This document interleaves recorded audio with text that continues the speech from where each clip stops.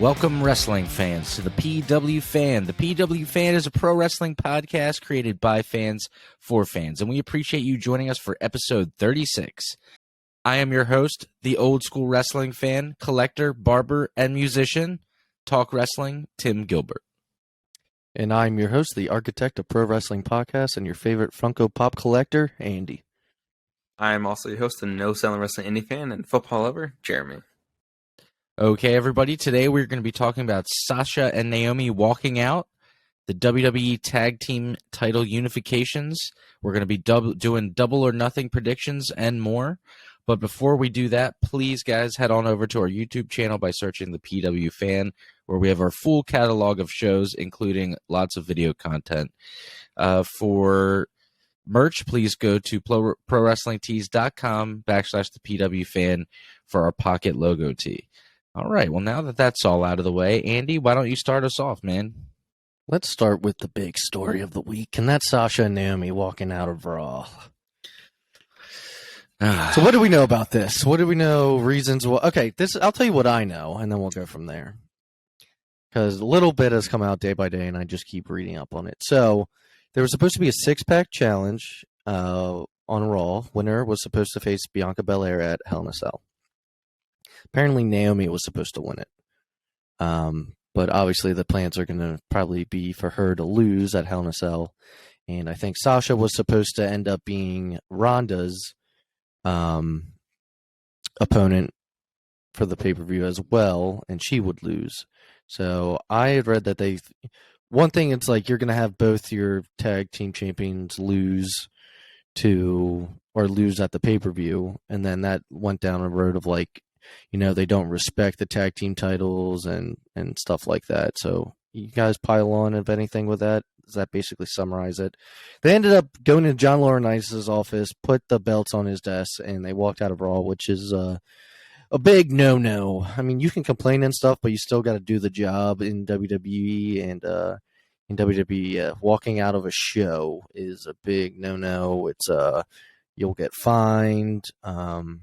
They've been basically trying to, I feel like, embarrass them. The announcers have, this is usually a thing that stays backstage, but announcers were like, it's super unprofessional. That like on Friday, Michael Cole and Pat McAfee were talking about the situation. You could see on their faces like how uncomfortable McAfee and Michael Cole were talking about it, yeah. But they just had to say what they had to say. So yeah, what's your guys' thoughts? Yeah, for whenever I see this, it's kind of hard for me to take WWE's side. Like, I know there's some people who immediately take their side and like, oh, you should never walk out. Like, I get that part, but yeah, that's like their plans had nothing to do with tag team at all, and they're the tag team champs, and it makes no sense. Even though, like, yeah, they're getting pushed to main events, but they're going to lose eventually just to get those other champions over. So creatively, to me, that's not a really good decision, especially if you want to build a women's tag team division. But I mean, the backstage. Do they want to build it? I don't know. I don't think they do, but yeah, that's what Sasha and Naomi wanted.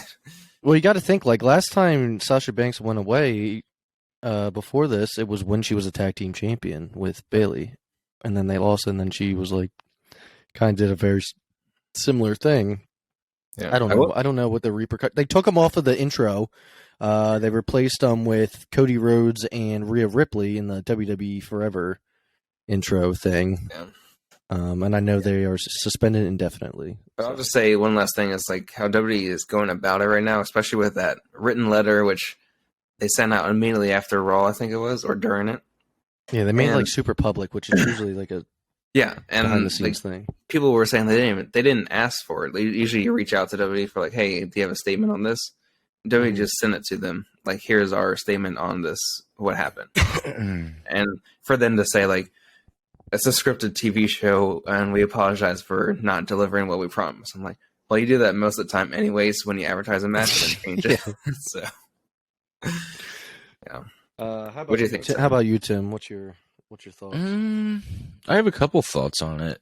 There's a couple of different things I see. Me being the history buff guy with wrestling, this reminds me a lot of when Stone Cold walked out, because when he did, I think it was in 2001, early 2002, maybe. Yeah. The Rock was told to go out and do the whole Austin took his ball and went home promo, which is pretty iconic and that was very public. So basically, the way I look at it, it seems that anytime somebody does this, whether it's Stone Cold or CM Punk or Sasha Banks and Naomi, I feel like Vince feels like he's like, oh, you're not going to get the last one over on me. Like, you think that you're going to do this power move by walking out, but I'm either going to embarrass you on TV or fire you on your wedding day. Like something to like be like, you didn't get the last laugh. That's just what it seems like to me. As far as them, the reasons why they walked out, I mean, what else can Sasha Banks do at this point? Like, what's she gonna like feud with Natalya again? Like, dude, or Charlotte. It's like, I understand to a degree why they wanted to do something different with the women's tag titles. Think about all the different matches and like different things to freshen up. Because I mean, it's not that I don't like women's wrestling. It's just now that it's a fact that their roster is a lot smaller than the men. So you can only get so many matchups before you start seeing the same thing over and over again. I mean, the men's tag team division right now is kind of in the forefront for the first time in a long time. Well, with Vince the doesn't. Bloodline stuff. Vince doesn't think that tag teams draw money. I know that, yeah. That's been a thing, and the only time that tag team wrestling, if you think about it, there's like 2 periods where tag team wrestling was super hot. In the 80s with like the Road Warriors, and then in Attitude the midnight Era. and then the Attitude Era. I mean, you can argue that like Bret Hart and Jim the Anvil and the Killer Bees and the British Bulldogs, like, yeah, like, but I'm just saying, like, the emphasis of the show, think about like Matt and Jeff Hardy, Edge and Christian, the Dudley Boys. That's the next time I could think about tag team wrestling being a big deal. So it's just not that big of a deal to them. Yeah, it's only in the main event too right now because of Roman. Like, it's a part of Roman's storyline. Well, speaking of the whole you don't get the last laugh kind of thing, and it's like shaming you on public or on TV, it reminds me of like Mustafa Ali asking for his request and going to Twitter, and then they bring it on to the show now, like Miz being like, I'm going to make you wish you had asked for your release, or why don't you go tweet about it? Like, it's kind of like people don't forget kind of thing. And then he loses matches. And then just lost like 3 in a row. Yeah. Yeah. So, which is so like it's you'll always hear Vince say, if you don't want to be here, don't be here. I don't want anybody here that doesn't want to be here. But then they'll be like, hey, can I leave? And then he's like, nah. So like, that doesn't make any sense. And also the thing I hate about like how WWE does their contracts too, because like this is everyone's talked about it recently, especially, but they sign them as independent contractors, but they can't wrestle anywhere else, or they can't do anything for anyone else, even though they're independent contractors. Yeah. Yeah, that whole thing is just like, there's all, I'm sure every other company is fine with it, but WWE. Yeah. Yeah. Doesn't make any sense. And they don't get insurance from them. However, okay, hear me out here. So Jeremy and I, being Lancaster guys, we know a lot of, Lancaster in Pennsylvania has a huge acting community, and there's guys and women that come and do plays and just big time shows, like almost like Broadway style shows. And I cut a lot of those people's hair sometimes before they have a show, and I'll cut their hair specifically for the part that they're playing, and they'll like tell me what they need. And the one thing that they did tell me about, I'm not going to say their name on here, but there is a local place that when you work for them, it's like you're an actor, so obviously you work for yourself. Like, you can go be an actor on anything, but like when you work for them, you're like contracted to them. And that's like the closest thing I can think of is like WWE basically hires their wrestlers like actors. They have like when Tom Cruise does his thing, but when he signed up to do Mission Impossible 17, he needs to be there doing it. Like he's signed up doing it. So to me that's the only way I can make sense of how they work. That makes sense. Yeah. Well, this is a story that's going to develop for a while, I feel like, but we have a long show, a lot to cover, so let's move forward onto Raw, which this had to do with. But Raw opened up with Bobby Lashley versus Omas in a cage match. This is their third match now, and I'd called it before. We got to move on from this. Yeah, come on, guys. Yeah. Well, I called it before the match had started when we were recording last week that I was like, Omas is going to throw Bobby or they're going to go through the cage somehow. And it ended up happening. We watched it live. It happened like as you were basically talking about. Yeah. Sometimes they're predictable. And well, it's the same spot that Lashley did with Big Show like 10 years ago, 15 years ago. And Brock did it with Roman. Big guys in a cage. It's like Vince is like, someone has to go through. Yeah, it just has to fall apart. Yeah. You gotta escape somehow, pal. So, they shouldn't escape. They shouldn't escape. I know. The cage is supposed to keep people in. So it doesn't look like this feud is over, but this match was not good. I remember watching it with you guys. I'm just like, No. And so talk about disaster. Ali versus Veer. Instead of Austin Theory, they swerved the audience talking about, how we talked about not giving the audience what they advertised. Well, they advertised Ali versus Veer for the United States Championship, and they changed it to, or Ali versus Theory for the United States Championship, and they changed it to Veer with the guest ref of The Miz. And what do you know? Veer won. Ali was squashed again. Afterwards, I think Veer starts, going after Ali, and the Mysterios return to take out Veer because Veer injured Ray, I believe. I don't think it was Dominic, but the storyline was, I think, Veer. So now, cool, the Mysterios are feuding with Veer. Can't wait. It's going to be a blast. Keep it for the pre-show. So, yeah, it wasn't long after this they announced that Sasha Banks and Naomi had walked out. So the main event, which was supposed to be a six-pack challenge, ended up changing to Asuka versus Becky Lynch in a number one contenders match, which apparently was Becky Lynch's idea. So that ended up being what the main event is, and we'll get better to match anyways. Yes, I agree. I actually enjoyed it.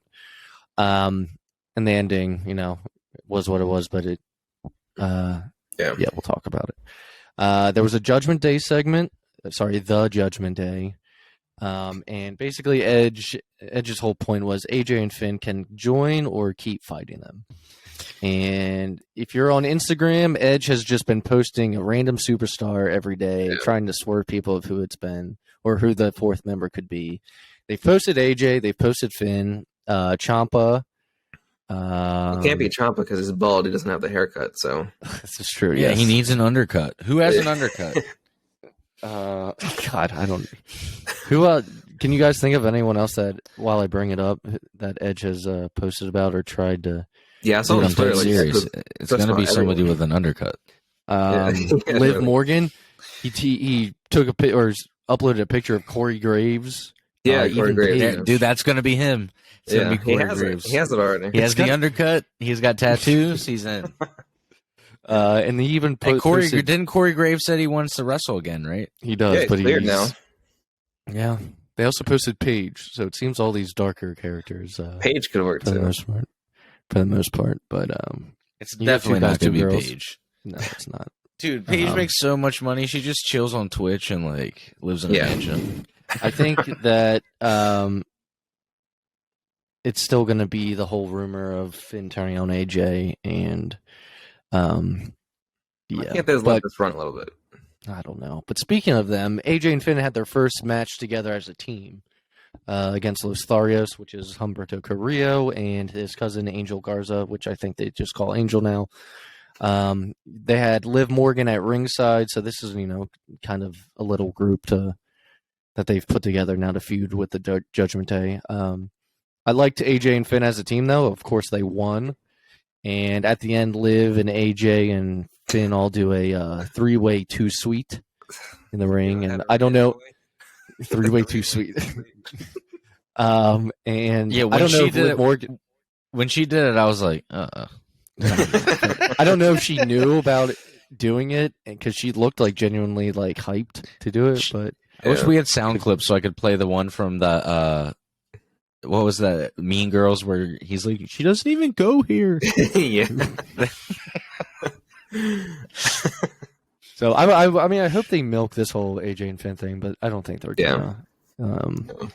But for all I know, it could end up being an AJ Finn feud by like SummerSlam time. Which cool, let's do it.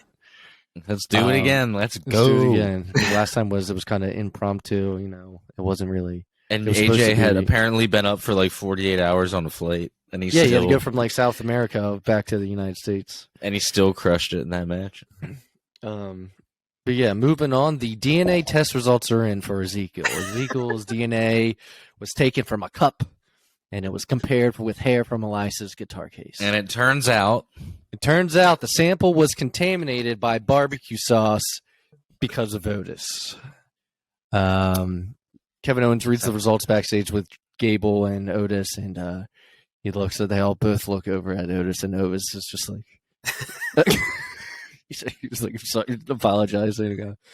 Funny segment. I still love this. I think it's just a funny thing they're doing. Yeah, it'd be funny. Like normally, I would be mad that Kevin Owens is in a comedy segment after wrestling Stone Cold at WrestleMania, but this is hilarious. True. I don't know. After that, I don't know what to think about it. Dude, they're doing it, man. I like it. Yeah, normally I feel like I should hate it, but this, I don't know the way they're doing it. They're making a joke about it. I should. Well, I understand because I shouldn't like Danhausen. I just do. Exactly. There was a Cody Rhodes segment. Cody, comes out and he talks about how the week before Seth, he was hoping to put the rivalry with Seth behind him, but Seth had to interfere in his match and curb stomp him on the table, and basically says, Seth, you're gonna have to kill me. Cody challenges Seth to Hell in a Cell, and Rollins appears on the Titantron, and he laughs. Does his little, this is like the closest to a Joker. It's a triple cage. No, they're not doing a triple cage. Rollins appears on the Titantron, and he accepts. You know what? All three of us need. You know what? That's what we need to do. We need to do a PW fan live watch Ready to Rumble stream together. Yeah, it'd be so amazing. Live, baby, live. Live, baby, live. I mean, me and Tim quote it too much when we're around each other. Actually, watching that movie back now, it's like so bad, but it's so good. It's so good. I bought it for Tim for Christmas one year. It's amazing. When he's like, Titus is like, yeah. It's going to be a triple cage. And Jimmy King's like, triple cage. Oliver Pratt. God, dude. So great. But Rollins accepts the Hell in a Cell challenge, and then Cody I hated this line. He's like, I guess that means I'll see you in hell. I was like, that. And then in his music, I was like, that's how you end the segment? Jesus Christ. And he's like, he's WWE's Joker is what Seth Rollins is. He'll appear on the screen laughing. I'm like, what is happening? Yeah, it is not good. The main event, like we said, though, was Asuka versus Becky Lynch. Asuka ended up winning, I believe, with the green mist and then a roll-up, I think. Definitely green mist. Yeah. But, so at Hell in a Cell, it's going to be Asuka versus Bianca Belair. I don't know if that was the original plan. I don't know. Oh, no, the original plan was supposed to be Naomi, apparently, the six-pack challenge. So they just... I like Asuka better. But if Naomi was going to lose anyway, does that mean Asuka's going to lose anyway? No. Yeah, she's going to lose, yeah. Yeah. So, well, spoiler alert. Spoiler alert. Spoiler alert. So that wraps up Raw. Let's get into Dynamite. This was a big Dynamite. Wild card Dynamite. Set up a lot of stuff. Let's just say that.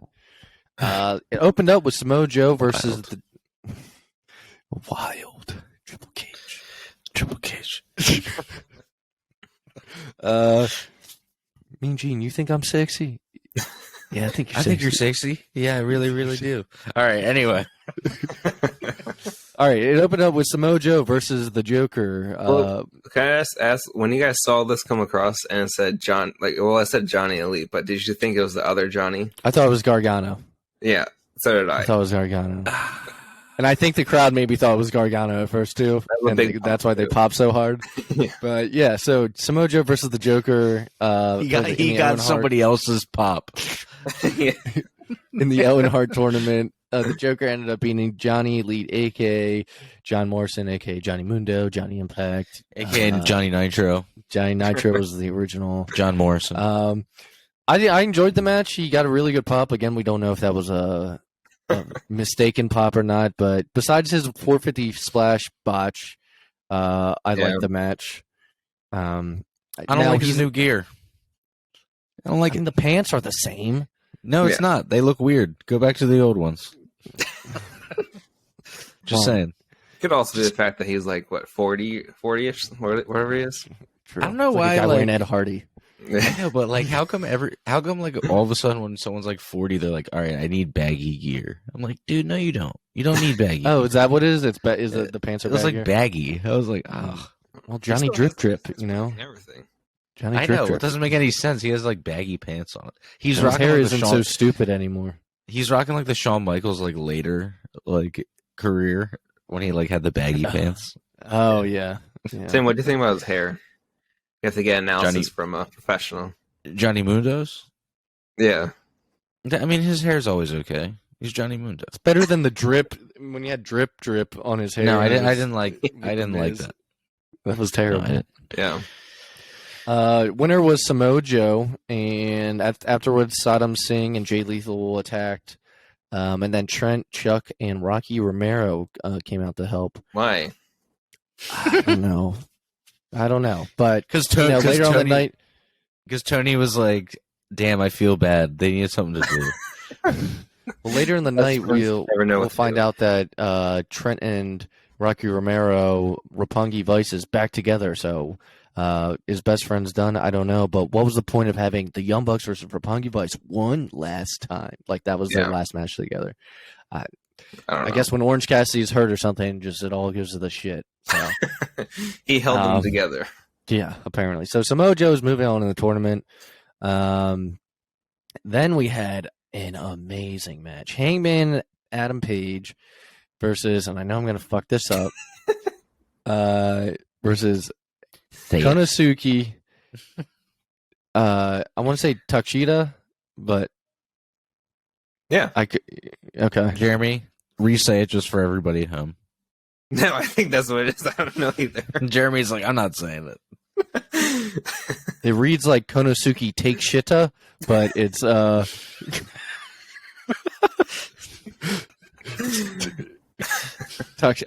think it's Takeshita. I don't know. I'm sorry. I tried to listen on commentary and I remembered it as I was like talk shit, take shita. No, not that. Talk sheet. But when I was watching Dynamite, I was like, because actually the way they said it doesn't look or doesn't sound like the way it's written, so I know it's not Takeshita, but can you imagine if JR? Can you imagine if JR had to announce everybody? I think it was Excalibur saying his name most of the time. Well, nobody else could do that the way he does. Man in the Mask. Was this an AEW Championship match though? Because if it was, did we really expect Adam Page to lose when he's facing CM Punk? Like, yeah, no, it was just a match. There's no title. Okay. By the way, who was the old NXT announcer that like left because he said like JBL was like mean and like stuff like that? Mauro Ranallo. Okay, fantastic. Yeah, he was really good. Put Mauro with Excalibur. Oh my god, that would be like the most obnoxious commentary team ever. What do you mean? Mauro Ranallo is amazing. No, he is, but think about the voices going back and forth. They'd be like, "Oh my god, he's got a 450," and then Excalibur would be like, "They would know every Excalibur would be like, "Wait, he used to do that in Japan." It would be like. They would know every single thing about every single wrestler. Know, like literally every wrestler, they would know like their home. I mean, not their hometown. They would know their favorite food and like where they hang out on the weekends. But I thought this match was awesome. Did you guys like fully pay attention to it? Because this dude's a future star. He's 26. He's got the size, like he's like tall, like Okada, kind of like. Yeah. He's got the size. He's got. It was a good He's match. got the moves. It was really good. Yeah. Even the GTS at the end. Yeah, Heyman Page won with the GTS. Punk's like, I got him right where I want him. That's what he said on commentary. And then afterwards, Punk and him are face to face on the ramp, and Page walked away. It was a really good match. Yeah. It's a really good show, actually. It was. And Danhausen said that Punk's paid him for using the GTS through Double or Nothing, so he's good to use it. Oh, nice. Okay. Danhausen, like, he made the move, apparently. He's like, yes, I give him permission. He gave him all the monies. All the money. So it was very announced. rich. It was announced that at Double or Nothing, we're gonna have a 3-way tag team title match, which we all knew was a rumor. That has now come around. It's Swerve, Strickland, and Keith Lee versus Hobbs and Starks versus Jurassic Express. Just Swerve. It's gonna be a good match. It's gonna be a really good match. After that, we had Wardlow taking 10 lashes. His first lashing from MJF, he laughs it off. This was actually great how they did it. It was a great segment, yeah. He laughs it off, and he's basically unfazed up until about 8, and then Shawn Spears gets the belt, and 9 phased him and whipped around his shoulder by his neck. And then MJF goes for his final one and kicks him in the nuts, and big time boos from the audience. Yeah. And I think they hit him with a chair as well. Shawn Spears does his finisher, the C4 to him.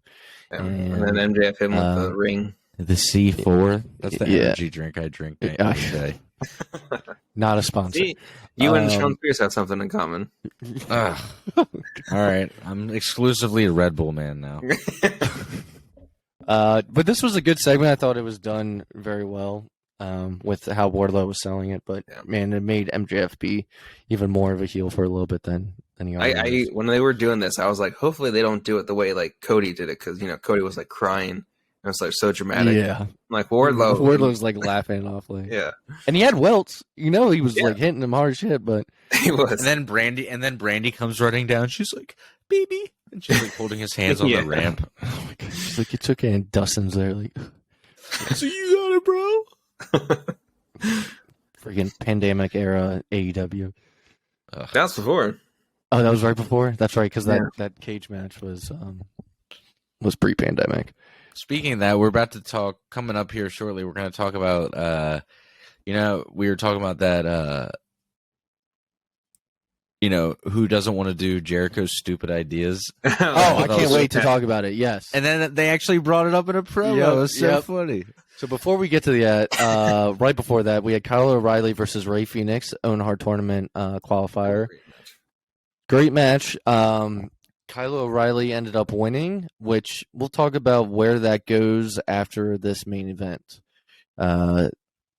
Before we get to SmackDown. But yes, the Jericho Society came out, and as well as Bryan Danielson, Jon Moxley, Santana Ortiz, and Eddie Kingston. And it was supposed to be a Jericho and Regal face-to-face. First off, let's just say this. This was really kind of awkward, Jericho bringing up all of his addiction, like Regal's addiction problems, and how Regal had a resurgence. He had a resurgence in his career in 2008 with the King of the Ring, but because I read up on it afterwards, but because he ended up getting suspended because he failed the wellness policy, and that's when Jericho meant you were in line to become the champion. And he I didn't know that. I wasn't watching during that era. Tim, I guess, was, but I thought this promo was a little weird. Yeah, it was kind of awkward when Jericho was doing it, because I think Tim, you texted like he was trying to be like MJF. He's like, I thought you would have been dead by now, and Moxley's like, oh Jesus, like.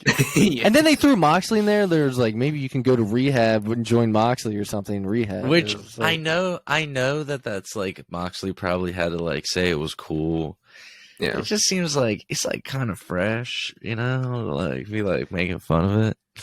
Well, then Jericho was like trying to get them to turn on each other, and he's like, Danielson said this about Eddie, and Eddie said this about Danielson, and Eddie just looks straight at Danielson. He's like, yeah, like you are like a judgmental, like fucking.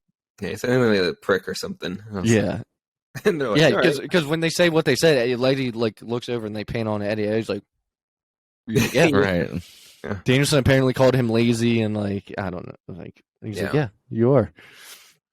Yeah, I was kind of hoping for like, at least for like when Regal went, and then he made that comment about like the toothbrush and stuff shoving up his. Oh butt. yeah, then they talked about like they're They talked about stuff Regal was from like every 2001. Yeah, he's just like, I'll pee in your drink again or in your tea, which was a segment on Raw in 2001, and then Regal's like, every time you were in the ring, we were on the same show. I took your toothbrush and shoved it up my ass. it's like I was not expecting this. Not like I was like, what is- rubbed it on I the was like, ground, what is like happening? stuck it up his butthole. Like I was just like, okay. It was like, and then everyone would make a face, and they're like, I just did it the other day. I was just like, what the fuck? Well, he said I did to like Daniel Garcia. So I was like, what? This is going off the rails, guys. It's like, what happened to being so serious and being like violent people? And he's like, yeah, I shoved your toothbrush up my butt. I'm like, what? Like, this is a weird direction. But yes, where did Swerve call Daniel Garcia when he was out at the ring? He was like coming out here dressed like a. He said something. Ricky Starks. He called him a bar of soap. He's like coming out here dressed like a bar of soap, disrespectfully. Yeah, then Christian said Starks looked like a golfer or something. I don't know, something with golfing. But what the delivery of Swerves was way funnier. I was dying when he said that. But what you were talking about with this Jericho and Regal segment, Tim, is Jericho was like, you want a big match, all right? He's like, we're gonna do a big match that I made famous. He's like, I was literally like, no. I know. I was like, please, God, no. And I was thinking about the whole Cornette thing of like, when's someone gonna tell him, Jericho, we're not doing your shit? He's just like, what was it? Something what was it? Stadium Stampede. He's about to say it, and Moxley's like, basically like, nah, fuck that. he's like, we're doing this, and he's like, we're not doing that dumb shit. He's like, we're doing this in arena for people. He's like, you can call it anarchy in an arena. I don't care. I was like, yes. I was like, first of all, that's a better name off the bat. So it looks like that is going to be a 5-on-5 for Double or Nothing. In a match that we made famous, I was like, please, God, no. I know. Don't do this. And Moxley's like, no, I'm not doing this. He's like, we're not doing that dumb shit. I was like, yes, no sports entertaining shit. Just like some wrestling thank shit. you. I then Moxley's ending line when he was like, it's pro wrestling versus sports entertainment. He's like, the sport that we love and everything is like versus some dumb bullshit. Yeah. Moxley can be funny sometimes. So yeah, that was Jericho and Regal, and that match will probably end up being pretty good. Now that's not going to be in a freaking Stadium Stampede. Yeah. So then we had a Owen Hart Tournament qualifier, or not qualifier. All the qualifiers are done, but I think it was quarterfinals. Britt Baker versus her Joker, and it was Maki Ito. I've never seen her. Jeremy, Tim, have you ever seen her? Yeah, I've never seen her either. I think some people were maybe expecting Johnny Elite's wife. Johnny Wrestling's wife, but that would make too much sense. Honestly, guys, I didn't watch the match. I was trying to get through this in order to get all of my notes done by today. So she's from that DDT promotion in Japan, which some of them are comedy, like they're more comedy apparently. I haven't really watched them, but that's like the criticism again. She was like more of a comedy wrestler, but I thought she was still a really good wrestler. Was it a good match? I mean, I had the match spoiled for me, so I was like, I don't need to watch it really, but I thought it was still good. Like it wasn't like great or anything, but it was still like if you're gonna do a comedy match, like that was a really good match.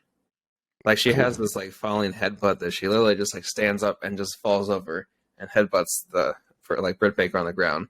And it's just like funny stuff like that, but it's still really good wrestling.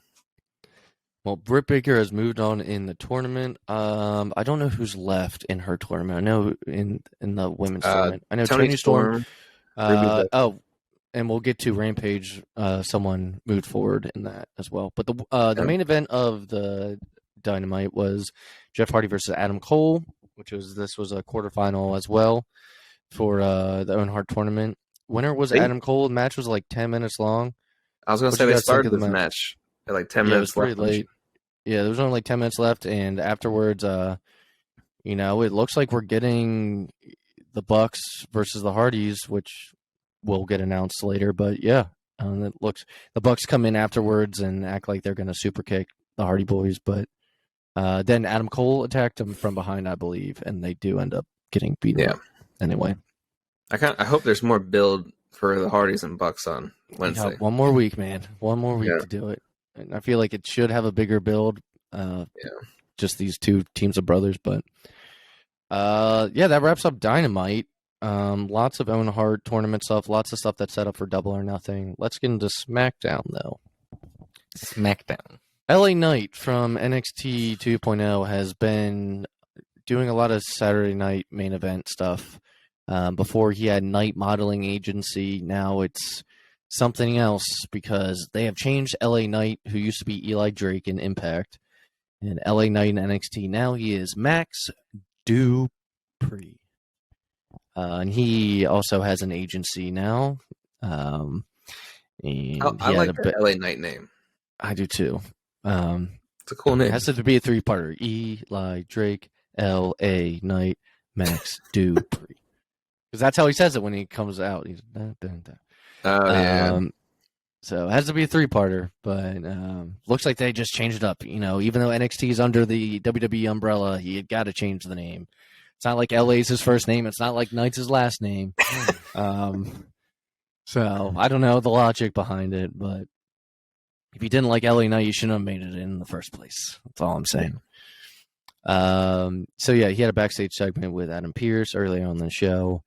But the main thing to take away from SmackDown was RK Bro versus the Usos tag team unification match. What you guys think? The winners were the Usos. Heyman distracted the ref on one side of the ring while Roman interfered on the other, and the Usos won, and RK Bro get attacked afterward, and all three guys stand tall with two belts in each hand. What do you guys think of the bloodline, running rampant, holding all the gold, basically? I wouldn't be surprised if the Usos, they're not doing shit with the United States title and the Intercontinental. Just beat Theory. Well, that would require you to beat Theory, who's Vince's, protege. And then Ricochet, obviously they don't give a shit about, so just fucking squash him. Right. What do you guys think? I know we all love the bloodline, but I actually unified them. I didn't think this match was actually going to happen on SmackDown. I was like, oh, they're just going to make the match, and then, something happens, and then they don't actually do it. But yeah, I didn't like the ending, but the overall match was really great. Like, the Usos are, like, one of the best. Like, I wish the Usos could wrestle so many other tag teams that aren't in WWE because they're amazing. No, dude, Usos, God, so fucking good. Yeah. Yeah, they're awesome. And Randy Orton, obviously, we all know is a great in the ring, and Riddle can turn it on in the ring, like when he really wants to, and he's like the complete opposite of his character's personality when he's like actually going in the ring. Yeah, he's really great. I mean, it still bothers me that it's barefoot, but other than that, Booker T's like, get some shoes, Riddle. Yeah, Tim, what do you think of Bloodline holding all the gold? No, this reminded me of like old. When we were growing up, how sometimes there would be like a pay-per-view quality match, like randomly on Raw or SmackDown. But like, it wasn't like super rare. It happened a lot. It was like once every like few weeks, there'd be like some banger on there. Kind of like how AEW does it. But, like, you remember when Kurt Angle and Brock had their like Iron Man match on? Yeah. Or I remember when, Rey Mysterio and Matt Hardy had their big cruiserweight title match. You and I like stayed up late for that when Matt Hardy had the freaking one. No, Ray won. Oh, Ray ended up winning on that? I don't know. They wrestled so many times and Matt Hardy won most of the time, I know. That's the one. It was like the one where he finally got it back. Okay. And that was like on a random, I think, like SmackDown. Guys, Crown Jewel's coming back. Great. Can't wait. Jesus. Please. More of that blood money. Yeah. God. But no, you're right. Yeah, sometimes they do like these big matches on a regular show. But I mean, not in a long time. So this was like reminiscent of that. So that was cool. Stakes were high. Well, sometimes they'll do it and then they'll like be like the ending will be shitty, like disqualification or something. And then it's like, what was the point of doing it? But this time they actually followed through. There was a clear winner. Yes, there was interference, but it wasn't like disqualification or anything. The titles actually, went all together with one team. I was thinking about with that match too, just I was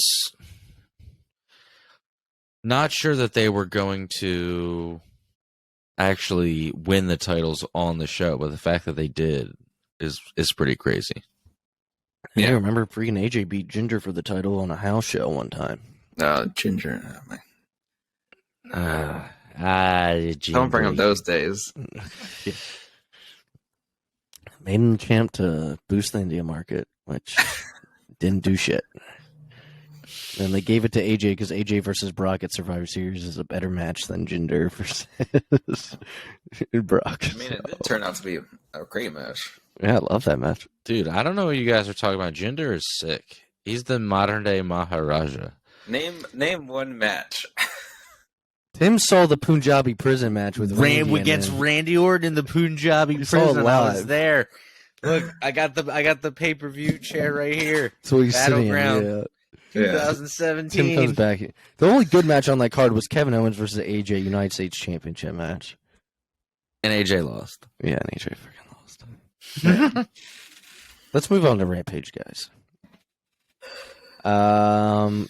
Rampage set up House of Black versus Death Triangle at Double or Nothing. I don't know how much longer this feud can go. I feel like I've seen this match before, but maybe we've had it. Maybe we've seen different reincarnations. You know, one time we had Eric Rowan in there, or whatever he goes by now. Yeah, I feel like we've seen like tag team rather than like all three of them at once. Yeah, it's like Pac's been out forever. So that's a match for Double or Nothing that was made. Big Domo makes his AEW debut against Shawn Spears. Big Domo was formerly known as Killian Dane from WWE. Still very hairy. Still very hairy, but now he's bald. How do we feel about Big Domo? I believe he's the one married to Nikki Cross. Yeah. If I'm not mistaken. Big Domo, well, he lost on his to Shawn Spears on his AEW debut. Pretty quick too. This was supposed to be a warm, like a warm up kind of match for Shawn Spears' cage match next week. Shawn Spears is called the Giant Killer now. Yeah, Jesus Christ, terrible. Why is this guy getting so much TV time? Teammate. I don't understand. Can you tell me? It's only going to be until this Wednesday, and then he's not going to be on TV. God, let's hope so. God. So it was made official, though, the Hardys versus the Young Bucks at Double or Nothing. We did have an Owen Hart Tournament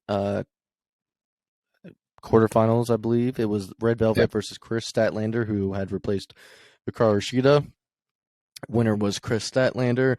So in the tournament so far, we have Britt Baker, Tony Storm, Chris Statlander, and Ruby Soho. Yeah. And Ruby Soho is wrestling Chris Statlander, and Britt has to wrestle Tony Storm. Can you tell Edge is in the ring right now? My whole screen turned blue. Yeah. We're all watching right now. Let me turn it on. Here's lastly, with Rampage, Sammy Guevara destroyed the Scorpio. Is it Scorpio Sky's title or is it Sammy's? I mean, does anyone ever care anymore? I don't even remember. It switched back and forth so many times. Like, it switched back and forth, and also they switched heel to face so many different times. Yeah. I don't even care about this. Well, Scorpio Sky is the champion because he wrestled Frankie Kazarian. Scorpio Sky is the champion, but then... Yeah, now they're supposed to be the baby faces now. Yeah, but Kazarian popped up on the screen. Yeah. And so I was like, why is he with... They're obviously still being douchebags, Sammy and Teddy. God, so... I don't know. All right, guys, let's get into the final segment, though, which is our Double or Nothing predictions. Even though next week will happen, but there's no point doing the predictions the day after the pay-per-view. So let's get into it. This is not really a specific order. Hookhausen. Hook and Danhausen versus Tony Nese and Mark Sterling. Let's go. Hookhausen. I mean, yeah, definitely Hookhausen's win. Do you think Danhausen will actually do something this time? He better. Put the teeth in the mouth, in Sterling's mouth. Yeah. Teeth. Now, this is where it kind of gets complicated, okay, because I wanted to talk about this earlier. Adam Cole, Kyle O'Reilly, Samoa Joe, and who's the fourth? Or Adam Cole already punched his ticket to the main, right? No, they're going to the semifinals Wednesday. So it's Adam Cole, Samoa Joe. No, yeah. Yeah, Adam Kyle Cole's already O'Reilly. in the finals. Kyle O'Reilly has to wrestle Samoa Joe. Adam Cole's already wrestled all of his matches. Oh, yeah, he is. So Adam Cole's already in there. Kyle O'Reilly versus Samoa Joe. Winner faces Adam Cole at the pay-per-view. But the whole rumor is Samoa Joe versus Jay Lethal. So that means it's going to be Kyle O'Reilly versus Adam Cole. Owen Hart. I don't know if I like that. I mean, we've seen a million times in NXT, and they're friends. But so that brings me to we this. know it would be a banger, but it's like, do we need to see it again? Yeah. Well, the reason why I asked is because the rumored match that I want your predictions for is Samoa Joe versus Jay Lethal, ROH TV title. If that is a That's match, going to be a good there, one. who do you think wins? You think heel Jay Lethal? Yeah, probably just because they're going to put over that Sai guy. Saddam Singh. I mean. All right. I think I might go with Jay Lethal too. And then then it's going to end up Joe versus Saddam Singh for some reason as a match. Yeah. So we're all saying Jay Lethal? Yeah. Okay. Yeah. Now, this one hasn't been announced yet, but Paige Van Zandt has been training. I think there's going to be a mixed tag match if it is on the pay-per-view. Sammy Guevara versus Ty Conti versus Scorpio Sky and Paige Van Zandt. Who do you guys got? Why was that so deep? This whole match is going to get booed out of the building the entire time, but go with Scorpio and Paige. Tim, who you got? I got to go with my boy Sammy. Sammy. Edge's hair is pushed cut back into the side, so it doesn't, or it's wet, so it doesn't look as Rhea Ripley-ish. Did he cut it shorter? No, it still does from behind. Never mind. Sorry, went off track there, guys. I forgot that we're actually recording a podcast and not just talking to each other. Always talking about wet hair on this show. So wait, are we? Next what time did you guys say? We're going to all go to wet hair. Yeah, we're all having wet hair next time we record. Jeremy, you can cut some of this out if you want. No, we're gonna leave it in because next time Fine, we have spray guys. bottles. Fans, yes, we're all just the fans listening. We're gonna keep it in. Next week is wet hair show. I mean, Jeremy's not gonna be noticeable really, but no, you mark my words. Next week I'm gonna sit here. I'm gonna have a spray bottle. I'm gonna wet my hair a few times throughout the show. Okay. Anyway, Sammy Guevara and Ty Conti. What did you guys say for winners? Scorpio and Paige. Scorpion Page. You, Tim? Sammy and Ty. Or I'm going Sammy and Ty as well. Okay, MJF versus Wardlow. I mean Wardlow. Wardlow. If he doesn't win, then he's fired. Oh yeah, that's right. I forgot that's the stipulation. Also, he hasn't had the match isn't official yet because he hasn't won the steel cage match coming up. But yeah, okay, I'm going Wardlow as well. House of Black versus Death Triangle. House of Black.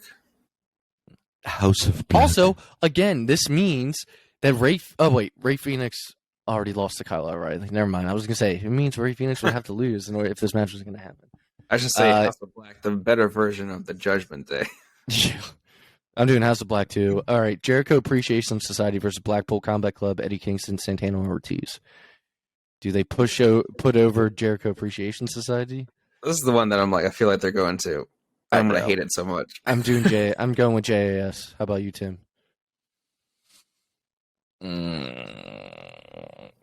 I kind of feel like JAS has to win because Jericho loses all the time now. Yeah. So, but yeah, all right. Ugh. Unfortunately, I'll go with their group. Hardys versus the Young Bucks. I think the Bucks. Hardys. Really? Also, this is a really big card if all these matches happen, but it's gonna be like a 4-hour show at least. You're saying Hardys? Well, Double or Nothing. You can't picture Matt going in there and give him the old "it doesn't work for me, brother." Oh my God. Which Matt are you talking about? Both of them. Yeah. Also, Double or Nothing is like their mania, so it doesn't surprise me. They have moving graphics for their promotion, so that's how you know it's their mania. Hell I'm going with Hardy's. Men's Owen Hart Tournament final. I'm saying it's going to be Adam Cole versus Kyle O'Reilly. I'm going with Adam Cole. Yeah. Tim? Adam Cole, 100%. What are you going to do? Push Kyle O'Reilly as a singles guy when he's teaming with Bobby Fish? Right. Well, you can have Cool Kyle back. No. Wacky Kyle. Cool. Kyle. All right, Women's Owen Hart Tournament final. I really don't know who it's going to be. It's either going to be Chris Statlander versus Tony Storm or Britt Baker, or it's going to be Ruby Soho versus Britt Baker or Tony Storm. I think it's Britt Baker, and she's fighting Ruby Soho, but she's going to win. And they'll continue that feud. So Tony Storm, who they've been saying is the greatest, it's just... I think Britt Baker's going to win whoever it comes down to. So yeah. All right, Jade Cargill versus Anna Jay, which I think got announced. Jade. Yeah. Jade, yes, TBS title. Anna Jay just I don't even have to came think about that one. The three-way tag team championship match. Jurassic Express, Hobbs and Starks, and Keith Lee and Swerve. I think I'm going Keith Lee and Swerve. I was actually thinking Hobbs and Starks. Oh, Tim, where are you? You know what, man? I'm fine with. Sorry, my wife was listening to a different podcast in the other room, and I thought I was getting some sort of weird echo. She's not listening to ours. No, yeah, she's listening to the H3 podcast, a pretty lucrative one. Hey, Ethan, if you ever want to sponsor us, And we know you're listening and watching. Yeah, he's a big fan. Ethan is a huge fan of the show, actually. Tag team championship. You know, I'm fine with either one of these teams winning. However, I don't know, man. I want to see Hobbs do something. I'm Team Hobbs. I want to see Hobbs start getting a push. He was good. Now, how do you guys feel about if Jurassic Express loses, then Christian finally turns on them? He's like, "I'm over you guys." He needs it. Losing all the time. He's a way better. He becomes like the charisma fucking. Yeah. Captain Charisma. With this song from the 2001. Yeah. This match I'm not excited about. I hate the build for it. Thunder Rosa versus Serena Deeb. Yeah. Thunder AEW Women's Championship. This was a weird segment, by the way, too. Serena Deeb came out on Dynamite Rampage and was confronting Dustin Rhodes or Tony Schiavone, saying she shaved her head trying to make it in the women's dude. I thought business. I thought this promo was dope. I don't know. It was weird. She's like, I shaved my head. She's like, I got breast implants. I was just like, Jesus Christ. Talking about being in the straight edge society. She said she got breast implants for some old pervert, meaning Vince. Vince was an old pervert. Yeah. Damn. I mean, I thought it was a pretty gnarly promo, but I liked it. Yeah. It felt real. Because she probably felt that way. Yeah. I mean, I liked it too, but Thunder Rosa's going to win. Lastly. I'm going Serena Deeb. I think Thunder Rosa. Now, lastly, the main event. Hangman Adam Page versus CM Punk. It needs to be Punk. Do we all want Punk, or do we think Punk will? I want and think. Yeah. I'm Team Punk too. I'm Team Punk too. I'm trying to think the logic behind all this. Yeah. Well, I'm just thinking in terms of AEW, I think they're going to push Punk because of the ratings and everything else, the sponsorships they can get. Okay. Yeah, he's a huge star. Now, one thing I wanted to bring up, and this is way out of order, guys. Sorry, listeners. Plus, the guy that beats Punk for the title, becomes a star. Guy becomes a star. One thing I wanted to mention, because we have Raw on, all of us have Raw on. It showed. It was you, Hunter. It showed last week when the Usos beat RK Bro. Did you guys see all the little kids crying in the audience? Yeah, dude, they were zooming in on these kids' faces, buried in their parents' shoulders and armpits. I can't trust that. Though. Can't trust it. It could have been clips. It could have been clips from other. Yeah, that could have been clips from 10 years ago, for all we know. Dude, apparently they do that. Is you go back and look at the footage. The kid's wearing an orange John Cena shirt from 2010. They show the Miz girl accidentally. Yeah, they show the Miz girl. The same exact clip. The person with a Punk shirt on too. Yeah. So that wraps up the show. Next week we'll definitely be covering. We'll be going. in depth into the all of the Double or Nothing pay-per-view. Yeah. But yeah, Tim, you want to take us out? Yeah, absolutely. Well, guys, thank you so much for joining us for sorry about that. Thank you so much for joining us for episode 36. Yeah, I know. Seriously. Follow us on socials on Instagram and Twitter at the PW Fan. And if you guys are into collecting and like Funko Pop stuff, Andy has a Funko Pop collection page at the 410 Fan Bros. Hey, guys, thanks. Our buddy Jesse's been giving me some likes lately, so thank you, yeah, Jesse. There you go. Yeah. Andy's finally getting some love. Got to get those for that Funko love. Yes. All right. Well, hey, thanks again, guys, so much for listening, and we appreciate you. We're going to have this out on YouTube, so please feel free to watch along and join us next week for episode 37. Thank you, and have a great week.